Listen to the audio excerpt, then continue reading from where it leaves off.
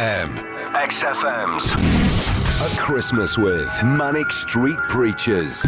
It's XFM's Christmas special with Manic Street Preachers. Hello, I'm Sunta, and this is Nicky Wire. Hello. Hello. And festive greetings to you. Yeah, I'm one of the few people left who actually still quite enjoys Christmas, I think. Who's you know, and the kids are getting absolutely mentally excited, so yeah, good. Okay, well, I want to find out more about what Christmas is like in the Wire household in a bit. Okay. But first, let's look back at the year just gone, at 2010. How was the year for you, as a band? It's been a really exciting year, actually. I'm not prone to saying stuff like that, but it has been a really odd year as well. 1 minute I'm sat in Tony Benn's house, interviewing him for the Quietest website. Next minute I'm meeting Bruce Forsyth and Anne Widdecombe on Strictly. 1 minute Ian McCulloch's sort of singing in our studio, and Duff McKagan. It's been brilliant, actually. It's pushed us, I think, this year. It's been hard because we've written, recorded an album, toured, and but it's been rewarding. You must be pleased with the reaction you got to the album. It's been phenomenal. I never thought, if you look at the history of bands, if they ever get to their 10th album, they're pretty redundant. And to get the reviews we did, and just to kind of still be a vibrant force on the radio selling records, it's been very pleasurable. Any particular favourite or memorable moment from the year? You mentioned Strictly. I'd like to know how that went. Well, I thought that was what the band was meant to be. Our history is of 1 minute we're doing a duet with Kylie, the next minute, Arthur Scargill is backstage, and we've always enjoyed the perverse nature of being in a band right from when it started with Richey, so I just thought, anything with a load of glitz and glamour I'm always sort of attracted to anyway. I think it works perfectly. There's a lovely campness to it. There's a nice campness to the Manics. Well, there is, and I can't understand. Some people seem to think those kind of ideas of sellout and stuff like that. But I mean, we've been doing stuff like that, and we never turned down Top of the Pops. We weren't like the Clash. Me and Richey once did an interview in Ireland with someone with a glove puppet. It's just it's just what we were built to do. It's been lots of highs, actually, in terms of gigs. It's just been a shame. Jim's had problems with his voice, and we've had to cancel stuff, So. Back stronger and ready to go? Yeah, I mean, Melbourne as well was just one of those blissful nights. It was an amazing show. Got back in the hotel. Because of the time difference, Arsenal were playing Tottenham, and I'm a Tottenham fan. So we end up winning 3-2, and I got a load of ribs on room service dripping down my face with utter pleasure, That's as rock and roll as it gets for me these days. That's a pretty good moment. I like that. A Christmas with Manic Street Preachers. What's your favourite old song in the set you're playing now? Because like you say, with 10 albums to kind of pick from, it must be nice to kind of go through and pick those specific old ones that you really want to play live. There's lots, to be honest, because we've never been one of those bands that just says, we're not playing old hits and we're going to just play the new album. We always feel it's a duty wherever we are in the world. So something like Motown Junk, which is now 20 years old, still sounds as energetic and as messy as it did 20 years ago when we were playing it, and it gives me an energy that I don't have in my normal life. It just gives me such an adrenaline kick. I think we should play Motown Junk now. That sounds great. This is Manic Street Preachers and Motown Junk on XFM. A Christmas with Manic Street Preachers on XFM. So we've done old songs. What about new stuff, specifically from the latest album as well, Postcards? What's your favourite one to play? I think Golden Platitudes has become just something of a moment, actually. It's only a sort of quite a slow piano-based album track, but I think the lyrics just really seem to get to people. It was written as a pre-election address. It definitely kind of preempts the disaster that Nick Clegg has obviously turned into. There's a line in there, the liberal left destroyed every bit of our youth. I could just feel that come in, a year or two ago, that song in particular just seems to resonate.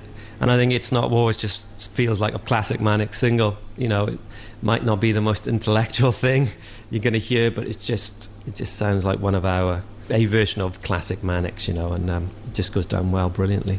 That's kind of the two sides, I guess, to the band. There's your political side, and then you're just kind of like good pop song side. Yeah, and like I said to you earlier, that's the beauty of being in the band, is doing those two things. It's such a joy to be able to be a dumb rock and roll pop band sometimes, and then sometimes, for our kind of true genes to come through and be miserable, polemic, political kind of people, but I can't think of any other band that has survived as long as us that can still do that. Well, let's play It's Not War.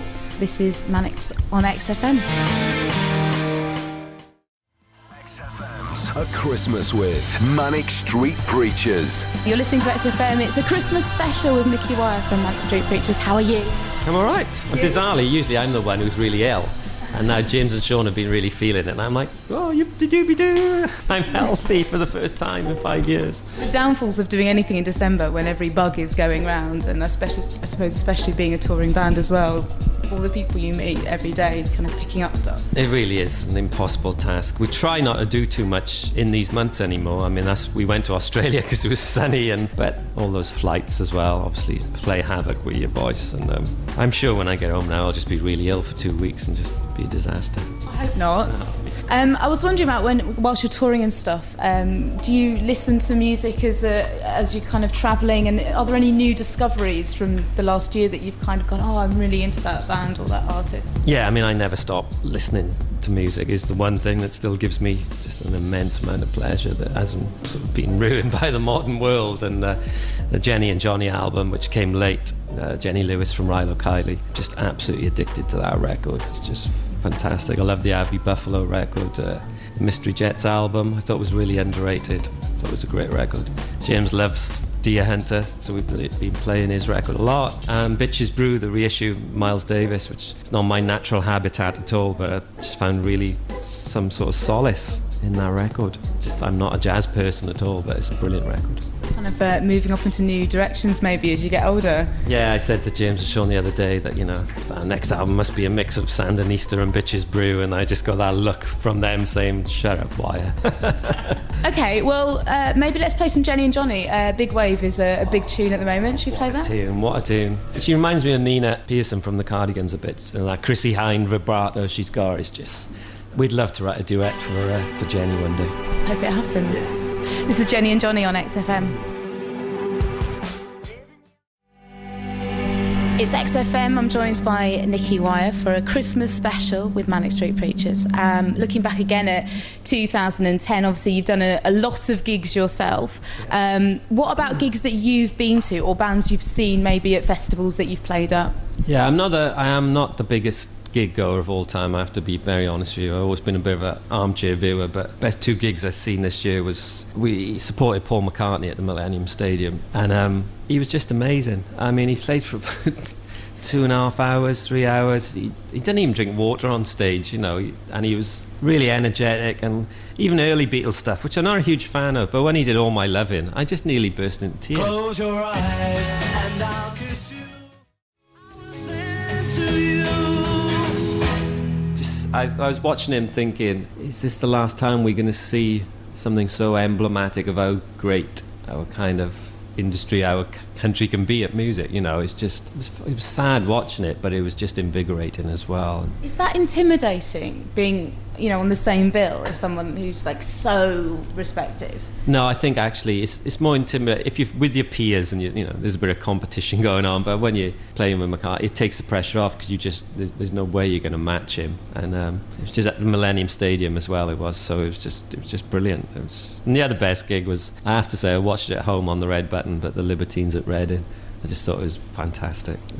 I just really hope there's a generation of kids watching now that they want to be that and not some awful American band. Really, they really. I think they proved a lot of people wrong because they came back so strong. Yeah, we in Japan, Carl Barat supported us, and I was talking to him about that, saying I still don't know if they know themselves how powerful they can be. Because it's always on the edge of falling apart. But I just tried to ram it home how brilliant it was to him, because it was genuinely, even watching on the telly, it just felt right. Maybe the genius comes from being so close to disaster. Of course, but sometimes you just wish they could have made more music in the meantime, because as solo artists they've both written some really good songs as well, and you just think, could have they been that a little bit better if they'd been all together?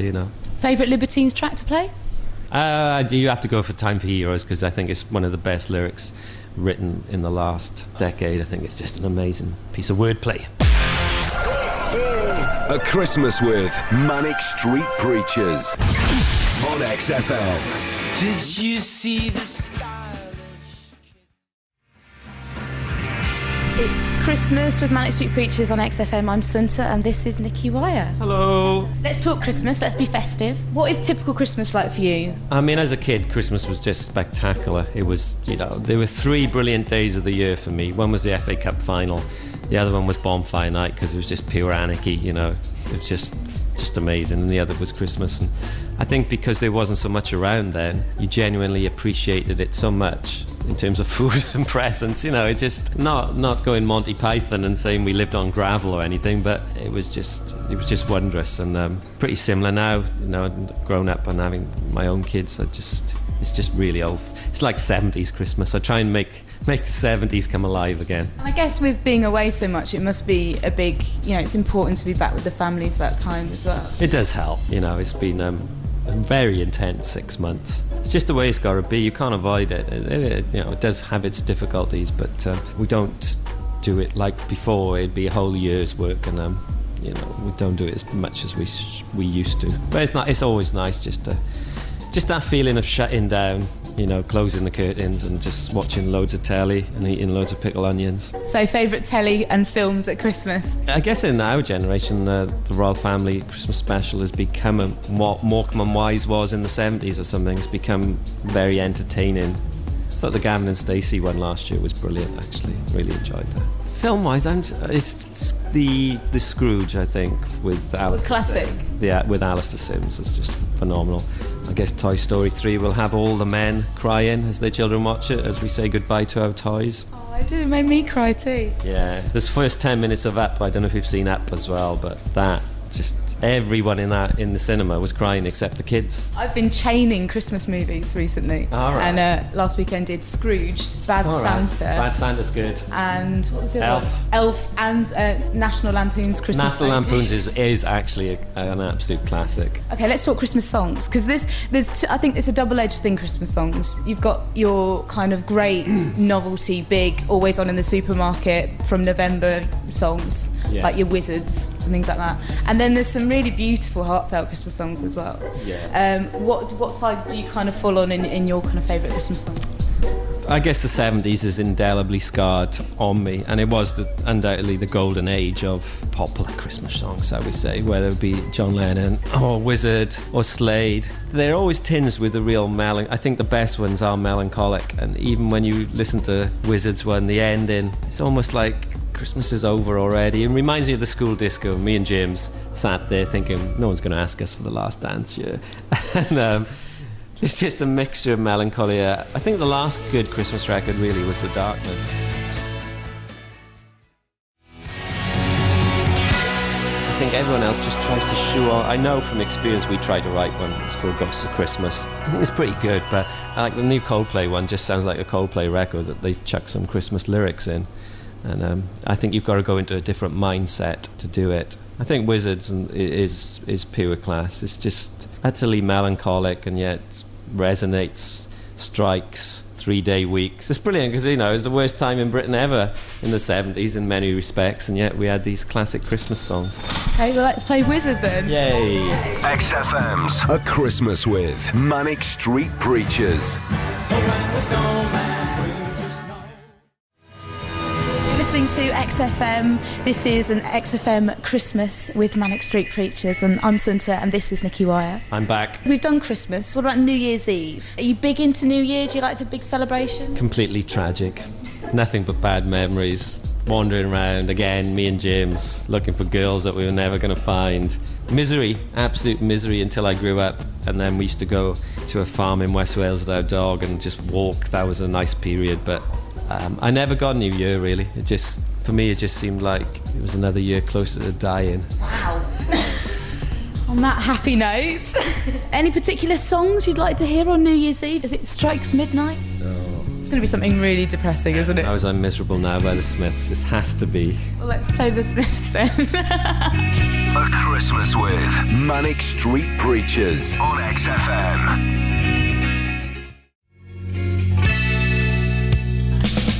You're listening to XFM. I'm with Nicky for a Christmas with Manic Street Preachers.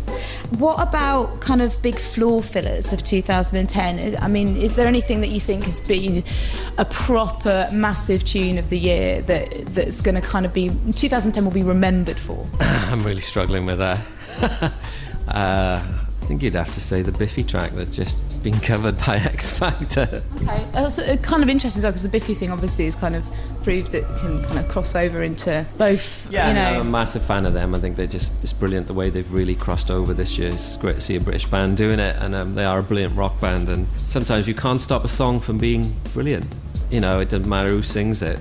You just can't stop a song from really just resonating that emotion and power which is in there. And I think they'll probably get a hard time now because one of their songs has been covered by it, but you know, it's no reflection on them. They can't help being good. Okay, well, this is Biffy Clyro, Many of Horror, When Worlds Collide, the full title on XFM. Nicky, let's look forward before we finish, and I'll let you carry on with the rest of your Christmas celebrations and planning. What are you most looking forward to in 2011? What's big this year? Outside music, I'm really looking forward to the Rugby World Cup in New Zealand. Might try and get down to that. That's in October, I think, in the Six Nations. I'm looking forward to bringing the Ashes urn home.